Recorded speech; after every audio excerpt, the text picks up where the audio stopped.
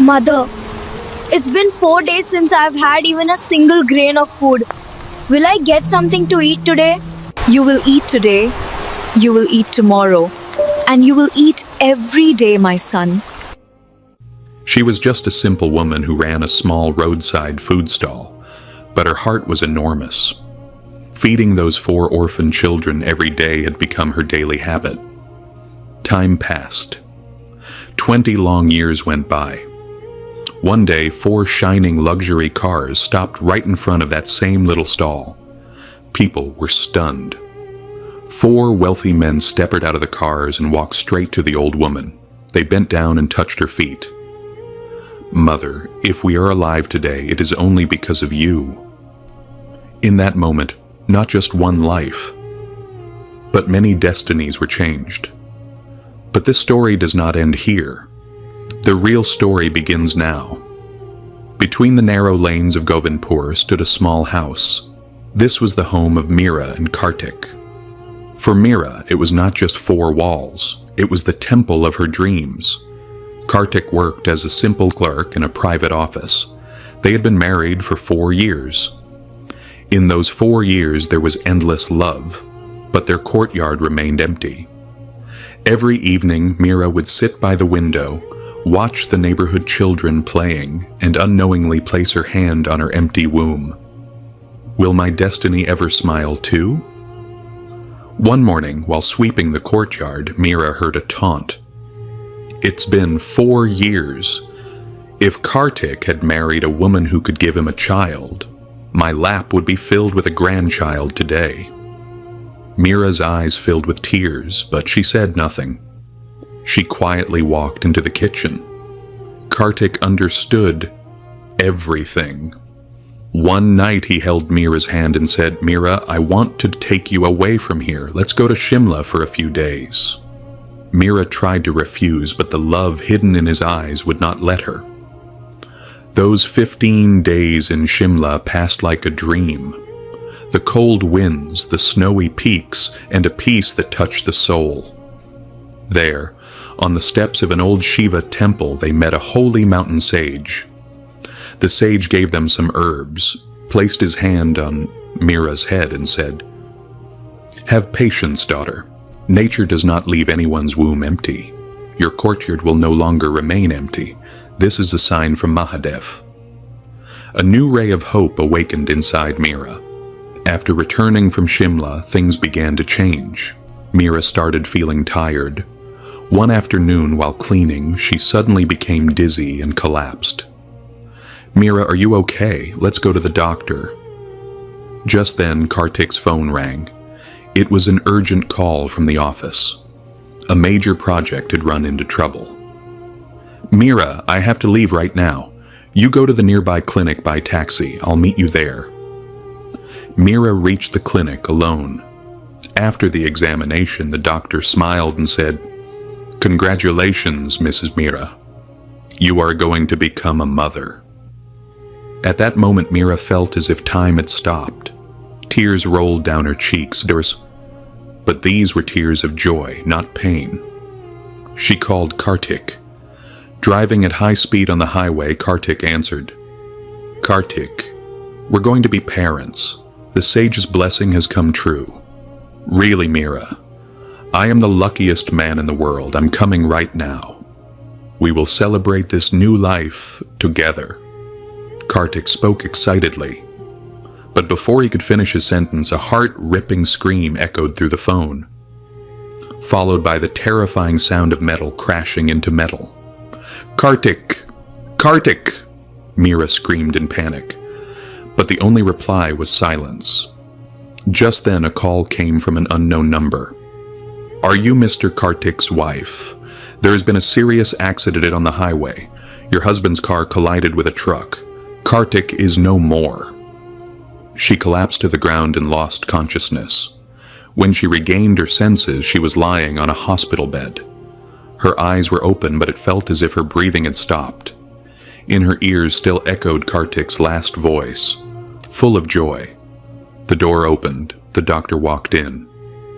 In a very soft voice he said, "Meera ji, please be strong. Due to extreme mental trauma and heavy blood loss, we could not save the pregnancy. You have suffered a miscarriage. In a single day, destiny had taken everything from her, her life partner, and her tiny unborn dream. She had not even recovered from the shock when the door burst open. Fulmala Devi walked in. There was grief in her eyes for losing her son, but even more anger for Meera. Look what your misfortune has done. It has swallowed my young son. I had warned you. This girl is a curse on our home. Mother G, please don't say that. I have lost everything. I'd lost my child too. Kartik's last living memory is gone. What child? He was the torchbearer of my lineage, whom you extinguished even before he was born. Now you're eyeing Kartik's property, aren't you? Remember this. I will not let a cursed woman like you touch even a single rupee of my son's earnings.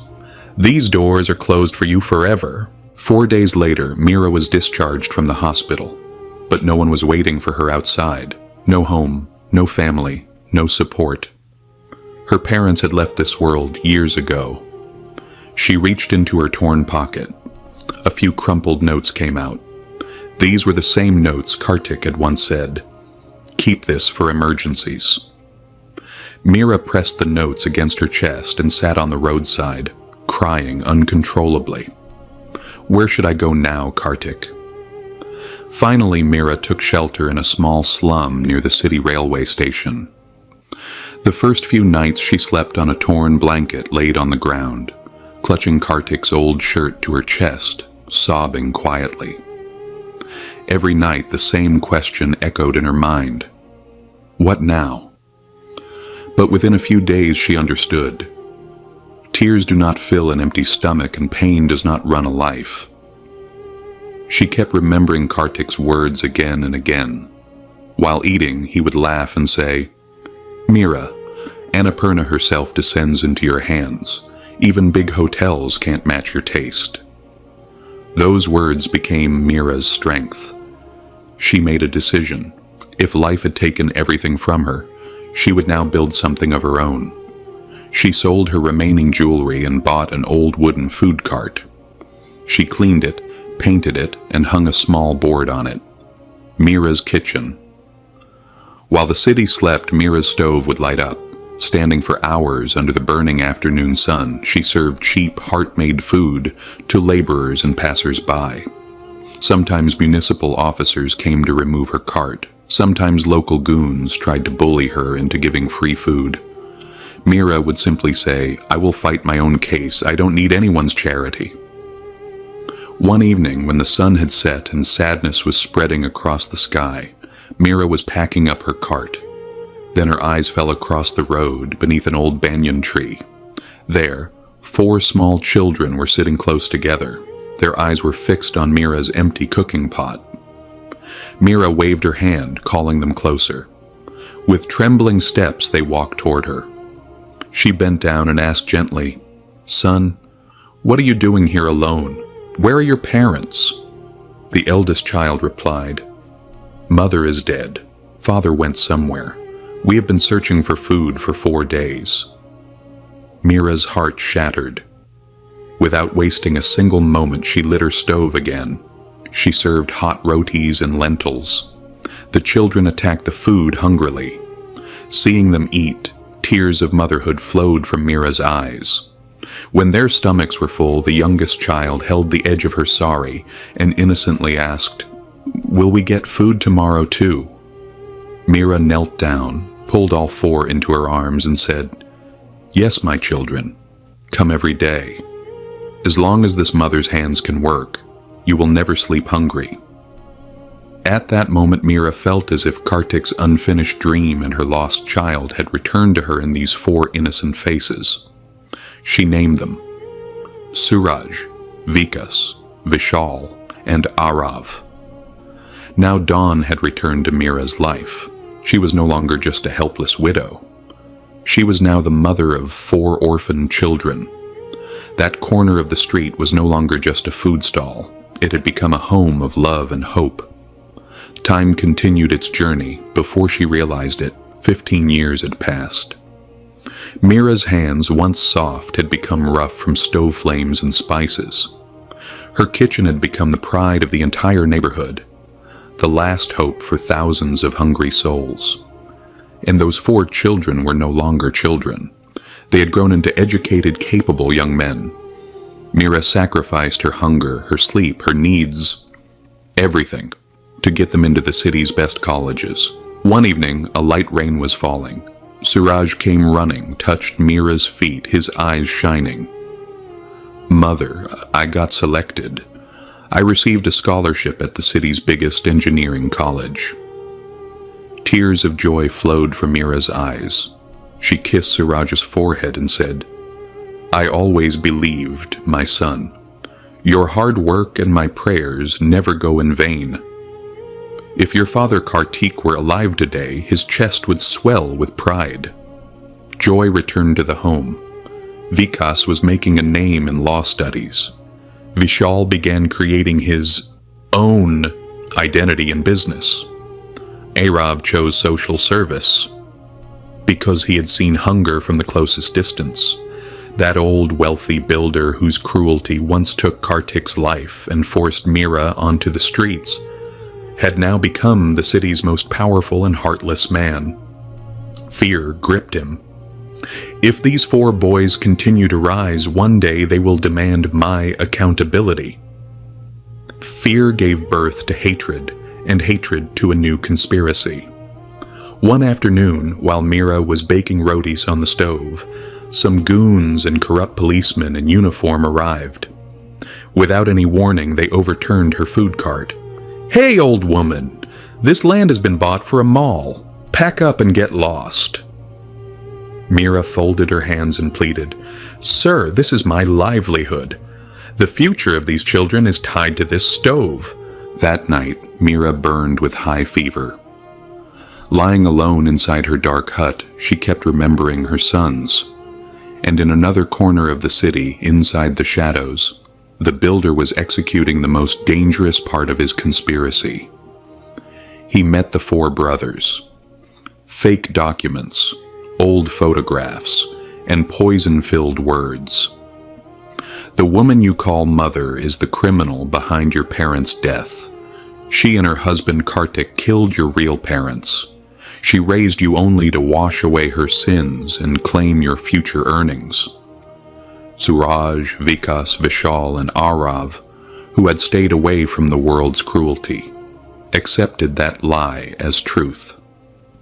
Years of love turned into hatred in a single moment. That very night, burning with rage, they stormed into Mira's hut. The moment Mira saw them, even in her sickness, a smile appeared on her face. "My children, you've come? Look, Mother has prepared kheer for you." But in reply, Suraj kicked the bowl of kheer away. "Enough. We know everything now. You are a fraud." Mira stood frozen. Vikas shouted, "From today our relationship with you is over. Never show us your cursed face again." The poor souls picked up their belongings and disappeared into the dark night. While leaving, Vishal turned back and said, "One day I will become so powerful that I will make you pay for who you really are." The next 10 years became a living punishment for Mira. She was alone again, and more broken than ever. Her body had aged. Her pockets remained empty.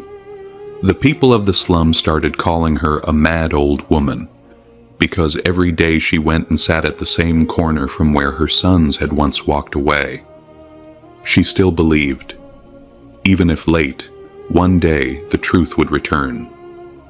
Kartik's old watch still remained tied around Mira's wrist. Its hands had stopped long ago, just like Mira's hopes. Time kept moving forward. But the evening of her life grew darker and blurrier. She was now past 60. Her eyesight weakened, her steps began to tremble. The stove that once cooked fragrant meals now held only a small clay pot, where she roasted 2 dry rotis for herself. In the city's most luxurious mansion, the powerful builder was counting his final breaths.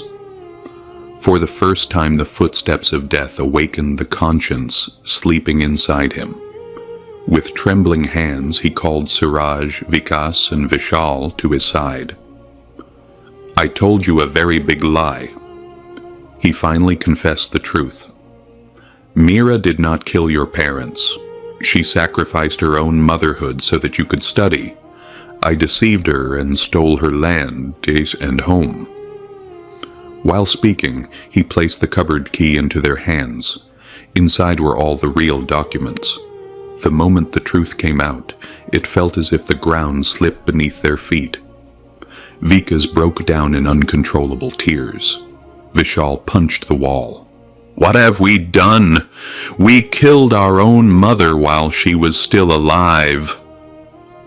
The next morning, an unbelievable scene appeared in the slum.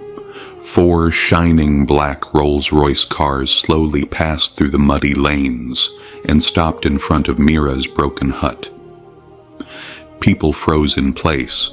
At that moment, Meera was sitting outside her hut on a stone, holding her old shawl in her hands. The moment Suraj saw his mother in that condition, he ran forward. He fell on his knees in the mud and cried, "Mother, punish me. I doubted you. I am not worthy to live." Vikas and Vishal sat beside him. All 3 of them cried uncontrollably.